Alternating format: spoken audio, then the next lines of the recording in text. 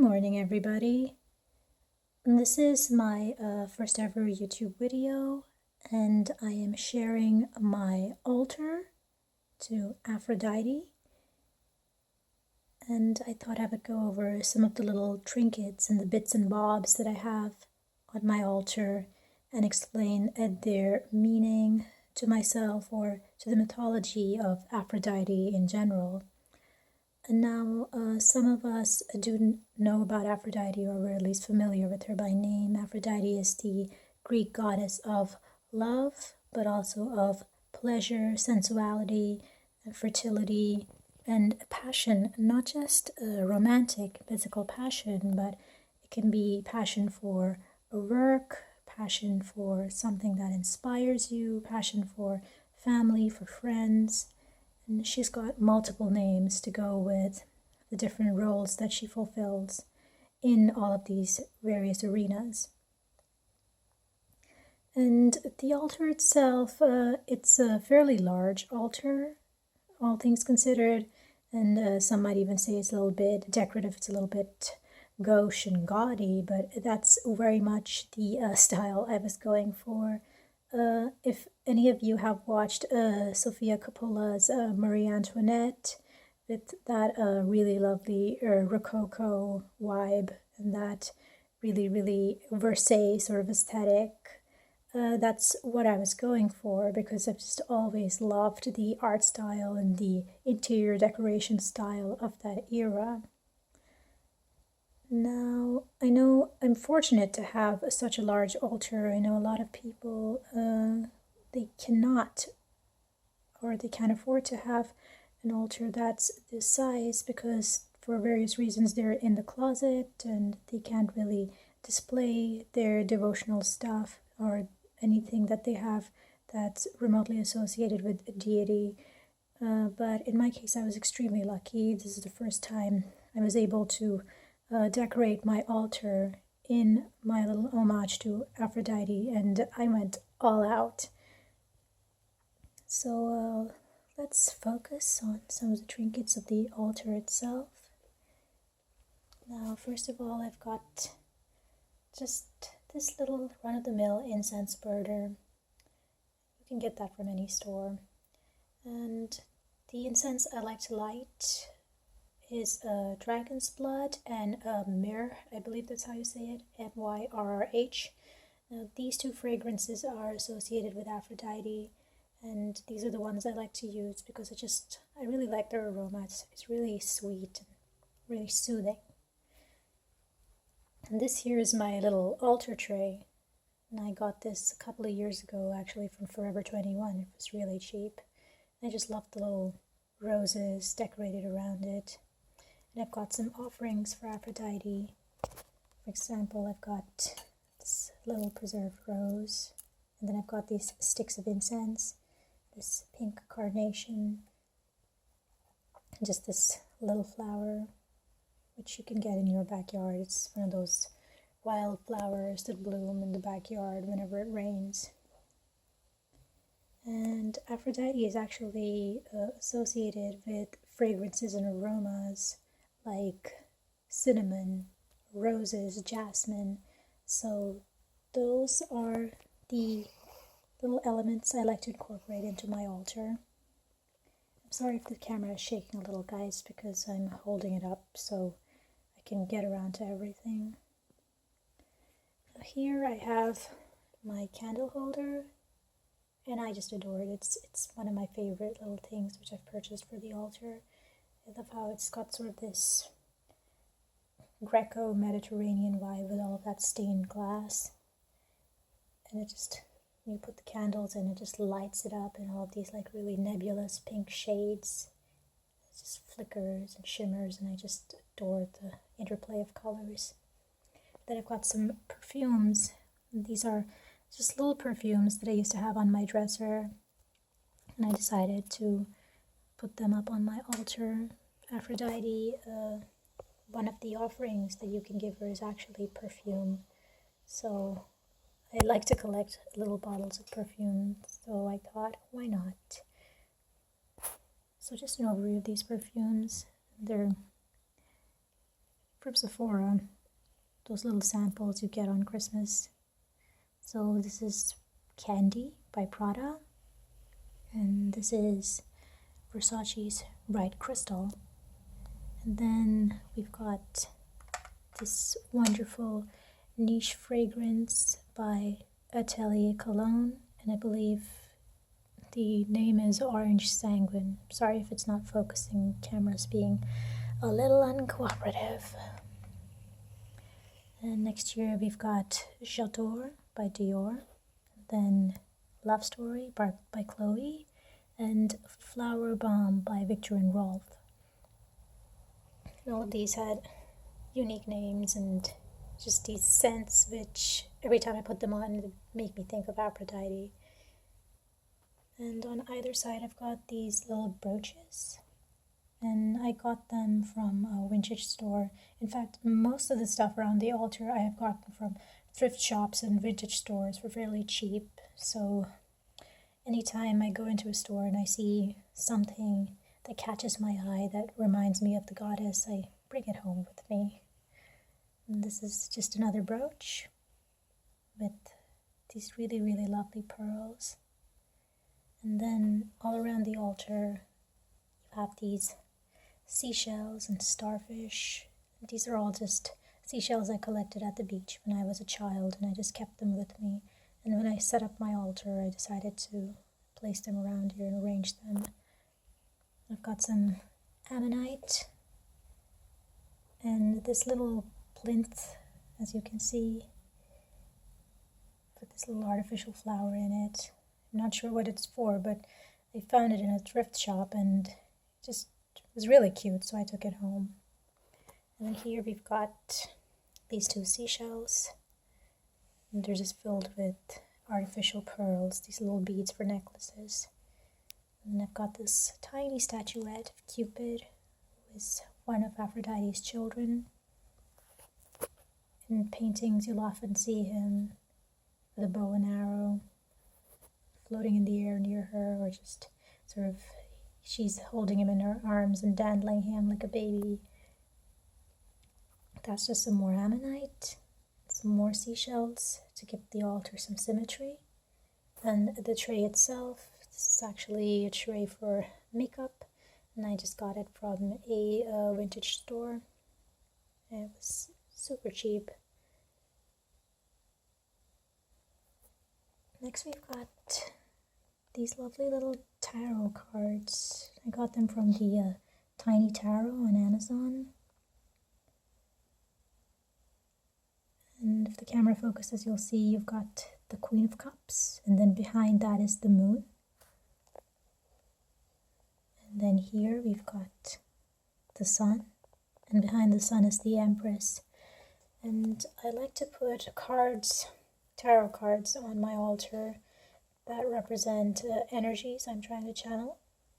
For instance, in the case of the Sun, that card is tied with prosperity, new beginnings, and just an overall brighter turn to your life. And then the Empress, she is the epitome of the divine feminine in the tarot deck. So she is at once nurturing but shrewd, and she has her life together.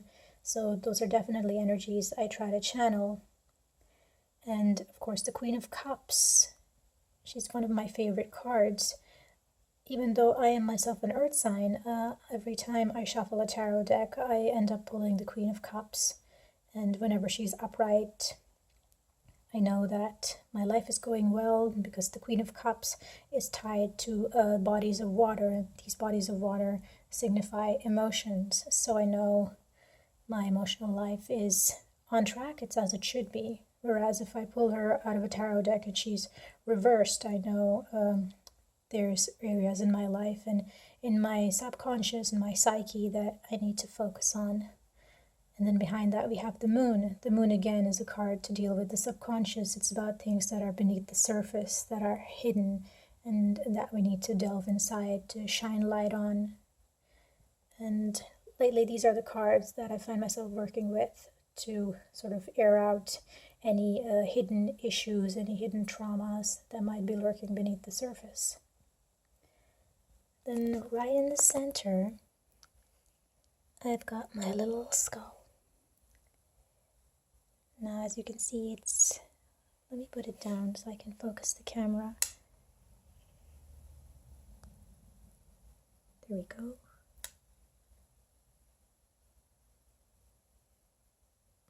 It's just a really, really rough sort of carving, but I like to place it on my altar just to symbolize the subconscious and how these energies can be helpful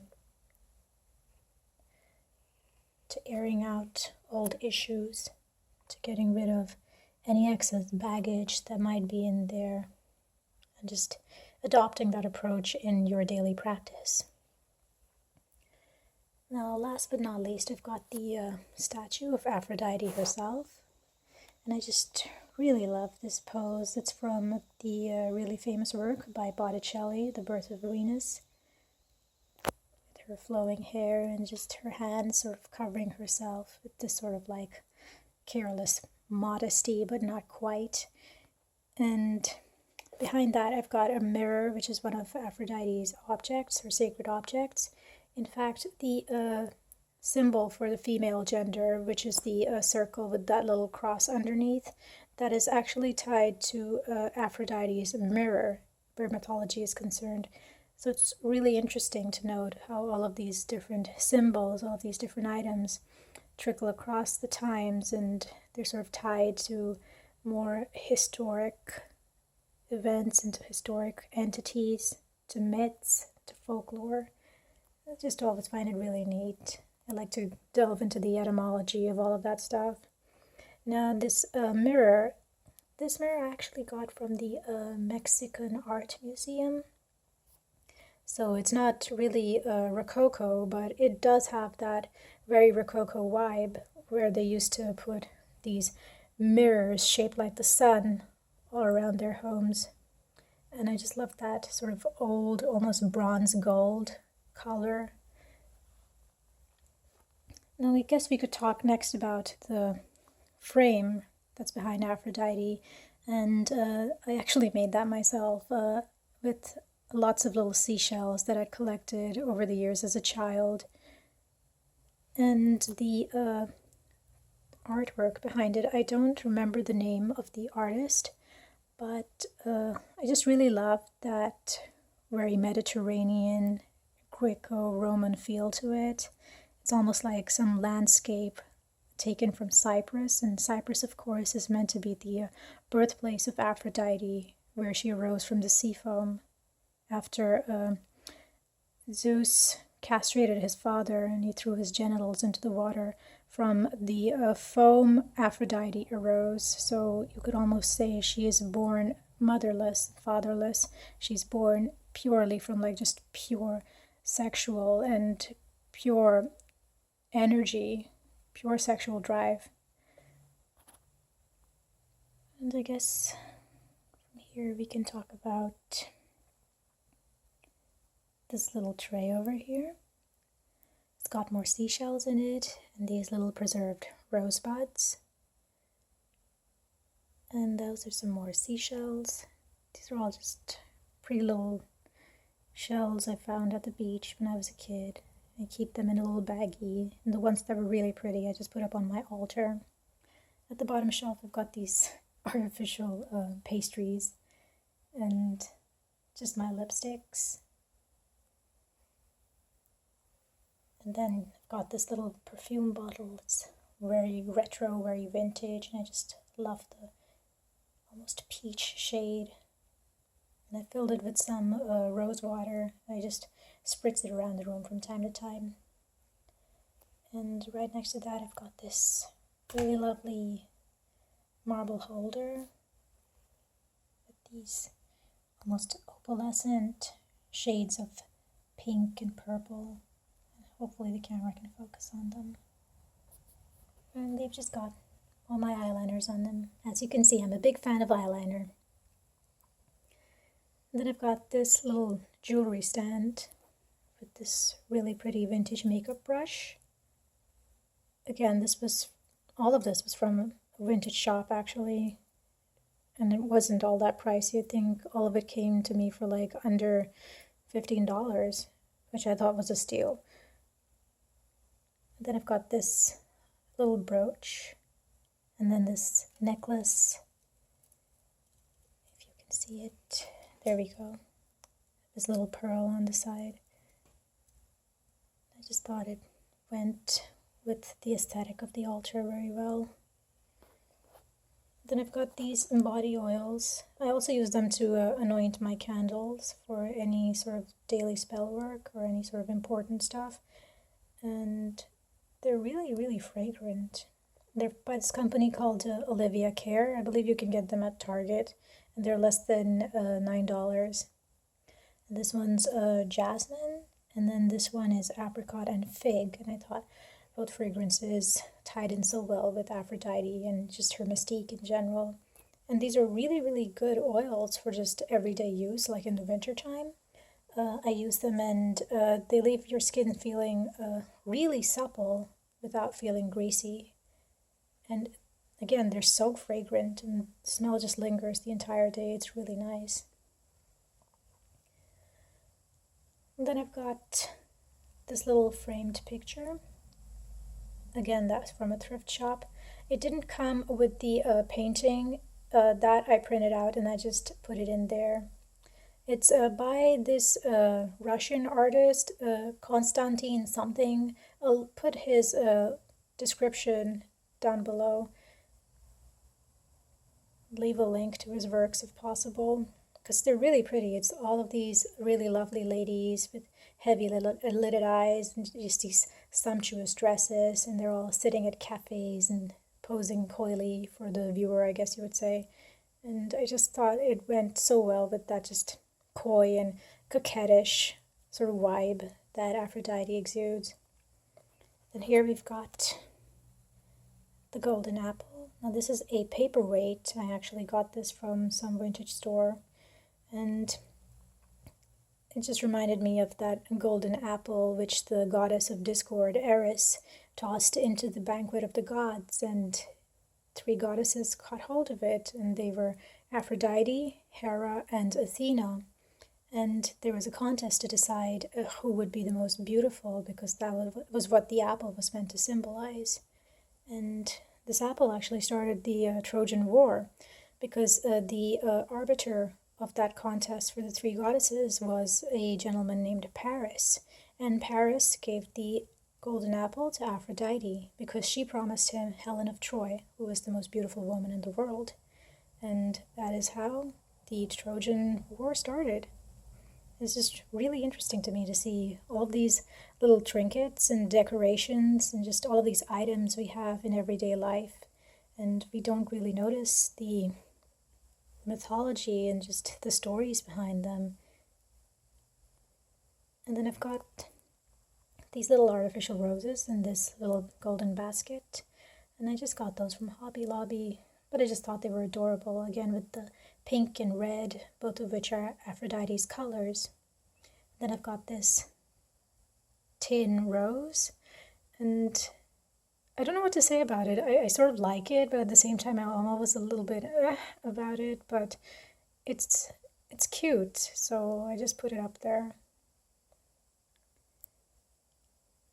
So I guess we could talk a little bit about these peacock feathers that are sort of sprouting out from the picture frame.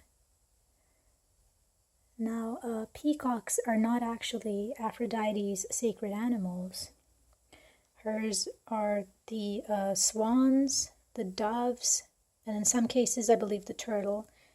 But mythology likes to switch things up. So in some myths you will find that peacocks are associated with Aphrodite, much in the same way sometimes you will find that the pomegranate, which is symbolically tied to Persephone, the goddess of the underworld, is also considered one of Aphrodite's sacred fruits.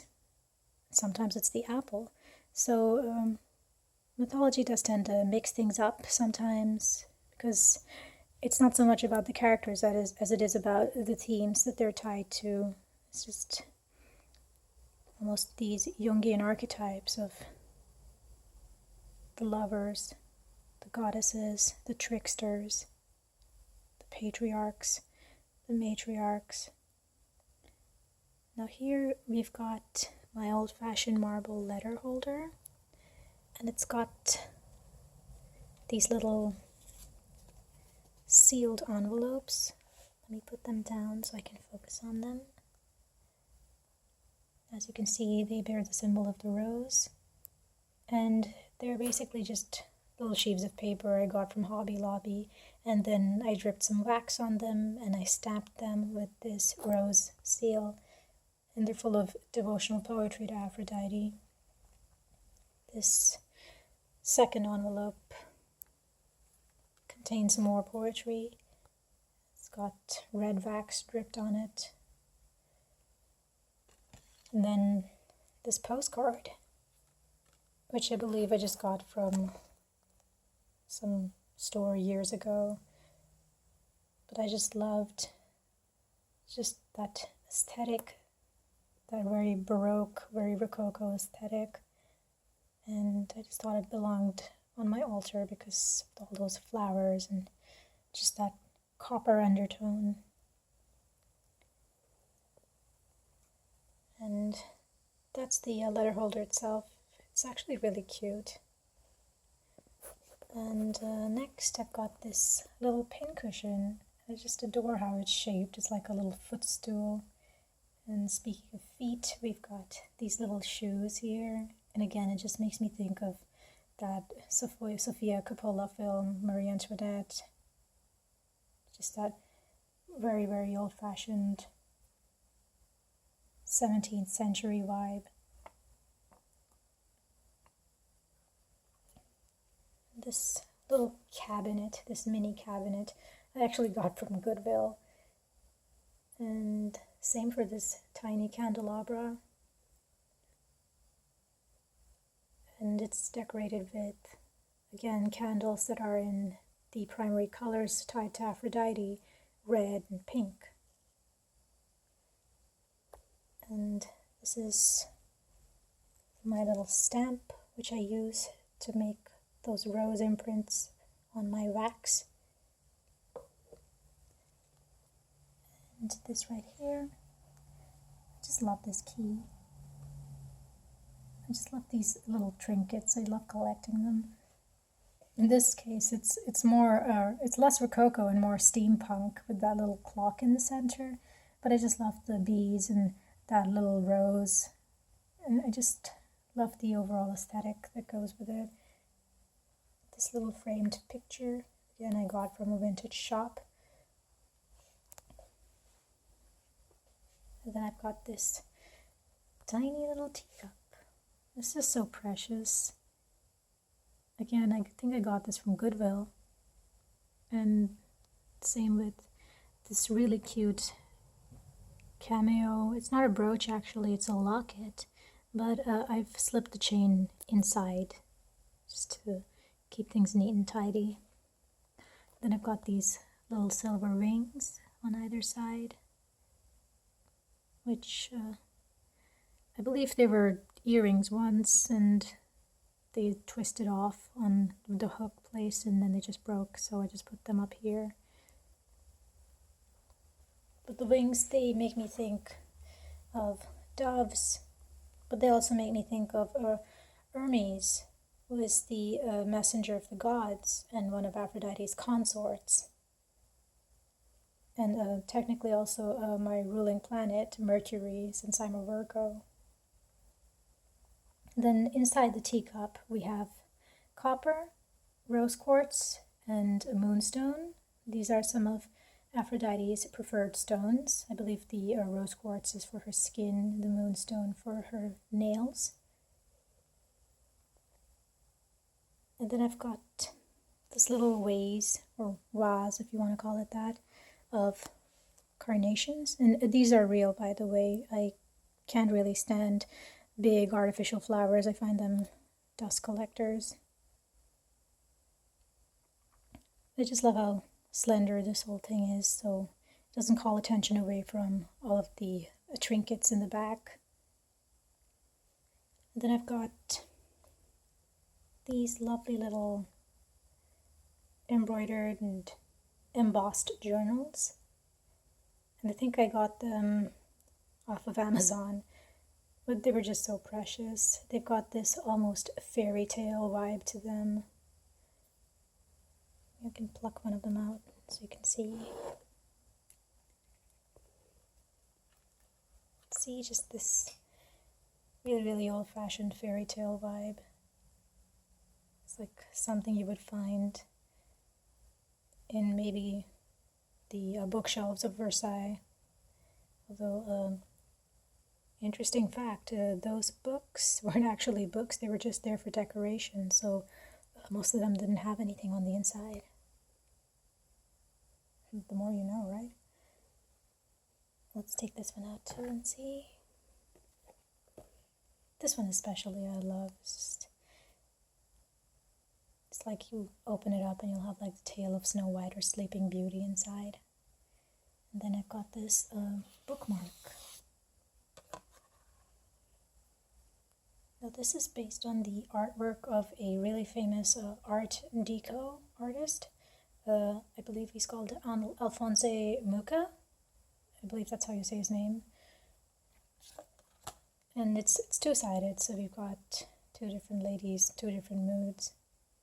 And I thought it just tied in so well with Aphrodite in general. Just that sort of confidence and flirtiness and coyness and almost a bubbly personality, and then you juxtapose it with this pensive and sort of like dreamlike lady over here. It's two sides of the same coin.